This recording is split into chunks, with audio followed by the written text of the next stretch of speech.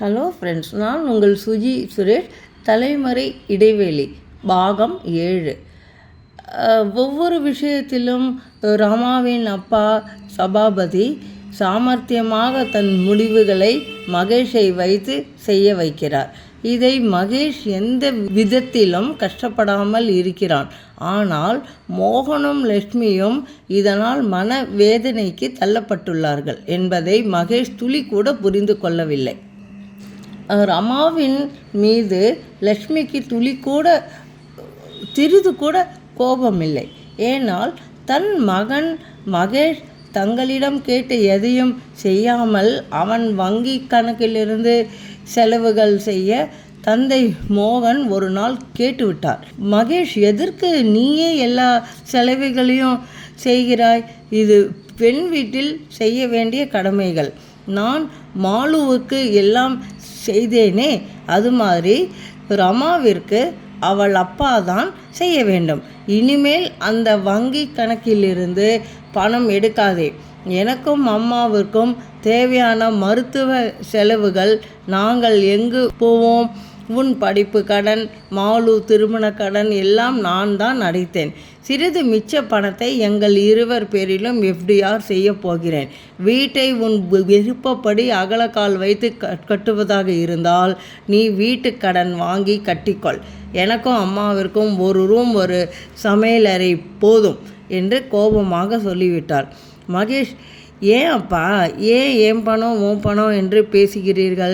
ரமா அப்பா செலவு செய்தால் என்ன, நாம் செலவு செய்தால் என்ன என்றான். அதற்கு மோகன், அவர் பெண்ணுக்கு அவர் என்ன இஷ்டப்பட்டு செய்கிறாரோ அது அவர் இஷ்டம். நான் எதற்கு என் சேமிப்பிலிருந்து செய்ய வேண்டும்? மேலும் எங்கள் மருத்துவ செலவு யார் பார்ப்பார்கள்? அதையும் நீ யோசிக்க வேண்டும் என்றார் கோபமாக. மகேஷ், அப்பா, நமக்கு 3 பெட்ரூம் ஃப்ளாட் கட்ட முடிவாகியுள்ளது. இப்போ அதை மாற்ற முடியாது. உங்களுக்கு சிங்கிள் பெட்ரூம் கிடைக்காது. நாம் சேர்ந்தே இருக்கலாம்.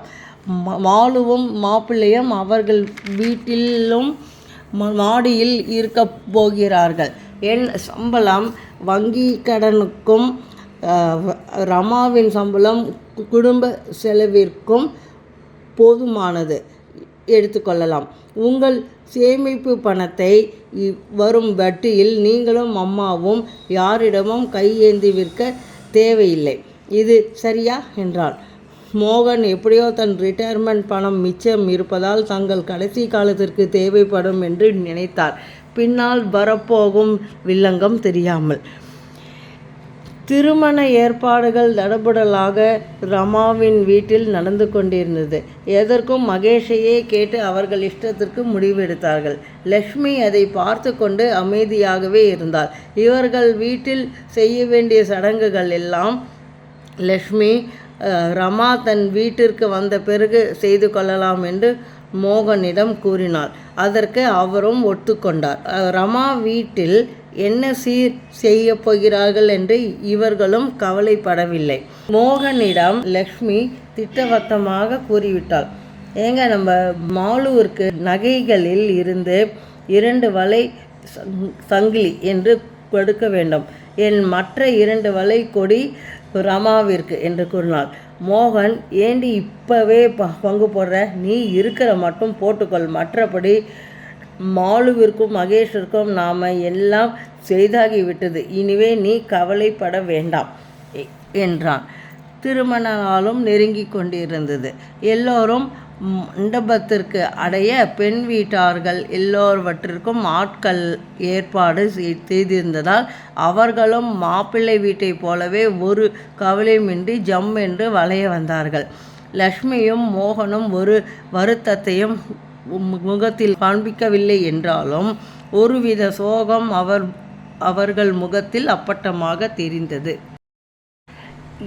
எதையும் பொருட்படுத்தாது தன் மகனின் வாழ்க்கை நன்றாக இருக்க வேண்டும் என்று வேண்டிக் கொண்டாள் லக்ஷ்மி. திருமணமும் முடிந்து பிள்ளை வீட்டில் பால் பழம் கொடுக்க பிறகு பெண் வீட்டில் முதலறிவு ஏற்பாடு செய்யப்பட்டது. அவர்கள் வீடு தனி வீடாக இருந்ததால் மாடியும் கீழுமாக மிக பெரிய வீடு. மாடியில் 3 அறைகளும் கீழே 3 அறைகளும் கொண்ட பெரிய தாராளமான வீடு. மாடி அறையில் அலங்காரம் செய்து ஏசி போட்டு அழகாக வடிவமைக்கப்பட்டிருந்தது.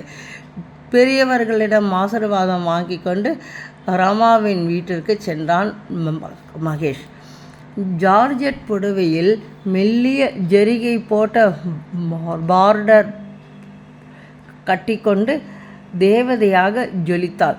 அவர்கள் படுக்கை அறை விஸ்தாரமாக இருந்தது. பால் டம்ளருடன் வெட்கப்பட்டு கொண்டு வர மகேஷ் அவளை அணைத்து தன் அருகில் அமர செய்தான். அவள் முகத்தை தன் கையில் ஏந்தி, என்னை பாரு ரமா என்றான் மென்மையாக. இவர்கள் இருவரும் பாலை குடித்து அவன் காலில் விழப்போக மகேஷ் அவளை தடுத்து, நீயும் நானும் சரி சமம், எதற்கு நீ என் காலில் விழுகிறாய் என்றான். பிறகு அவன் அவளின் கைகளை தடவி கொடுத்து கொண்டு தன் கன்னங்களில் வைத்து அவள் மேனி எங்கும் தன் வசம் இறுக அணைத்தான். அவள் நாணத்தில் முகம் சிவக்க, ஏங்க ரொம்ப வெளிச்சமாக இருக்கு என்றாள் வெட்கத்துடன். அவன் விளக்கை அணைத்து அவள் மேல் படர்ந்தாள். அவள் மேனி அவன் அணைப்பில் சிலிர்த்தது. மேனி முழுவதும் முத்தமிட்டான் ஆடவன்.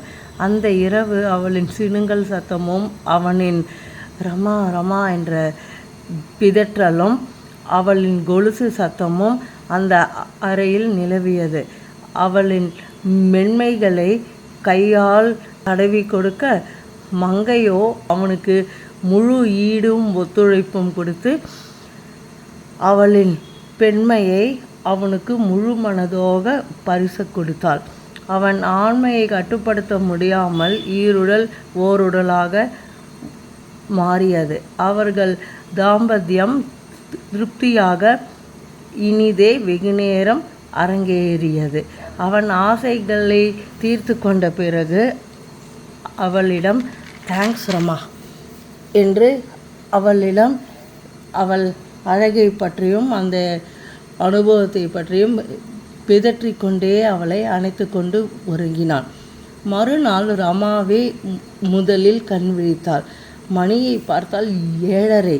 பக்கத்தில் குழந்தையாக அப்பாவியாக தூங்கும் மகேஷை பார்த்து ராத்திரி நடந்த நிகழ்வுகள் ஞாபகம் வர வெட்கப்பட்டு கொண்டே தன் உடைகளை தேடினாள். அவளின் அணைப்பு விடுபட மகேஷ் முழித்து அவளை இழுத்து அணைத்து, எனக்கு இன்னும் பசிக்கிறது என் வா என்று மறுபடியும் கூடலுக்கு அழைத்தான். என்னங்க காலையில் 7:30 மணி ஆகிவிட்டது என்றாள். அவளை இறுக்கி அணைத்தபடியே அவனுக்கு அள்ளி அள்ளி இன்பங்களை வழங்கினாள். போதுமாங்க என்று கேட்டும் அவள் தன் பெண்மையை அவனுக்கு முழுதாக பரிசளித்தாள். ஆடவனோ அவள் உடல் சுகத்திற்காக ஏங்கித்தான் போனான், சொக்கித்தான் போனான். ஒரு வழியாக 8:30 மணிக்கு எழுந்து குளித்துவிட்டு இருவரும் கீழே வந்தார்கள்.